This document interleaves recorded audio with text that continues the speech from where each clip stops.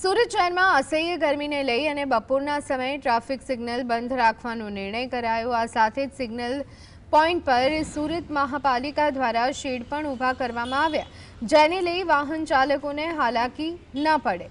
સુરતમાં કાળઝાળ ગરમીના કારણે બપોરના સમયે રસ્તાઓ સુમસામ જોવા મળી રહ્યા હતા।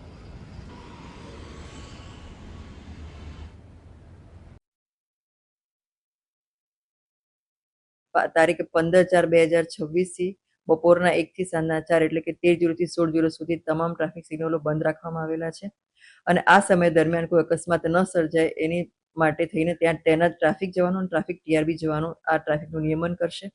વધુમાં લોકોને સીધો તડકો ન લાગે એની માટે થઈને મોટા મોટા જંકશન્સ ઉપર અમે લોકોએ શેડ બાંધેલા છે અને તમામ ફોર વ્હીલ વાહન ચાલકોને અમે અપીલ કરે છે કે તમે આ શેડની નીચે ટુ વ્હીલ વાહન ચાલકોને ઊભા રહેવા માટે જગ્યા કરી આપશો। સુરત શહેરની અંદર અસહ્ય ગરમી પડી રહી છે અને તેની વચ્ચે સુરત ટ્રાફિક વિભાગ દ્વારા નિર્ણય લેવામાં આવ્યો છે 1 વાગ્યાથી 4 વાગ્યા સુધી ટ્રાફિક સિગ્નલ બંધ રાખવામાં આવશે અને સુરત મહાનગરપાલિકા દ્વારા શેડની વ્યવસ્થા કરવામાં આવી છે। આપણે દ્રશ્યો બતાવવાના પ્રયત્ન કરી રહ્યા છે કે શહેરની અંદર અસહ્ય ગરમી વધી રહી છે।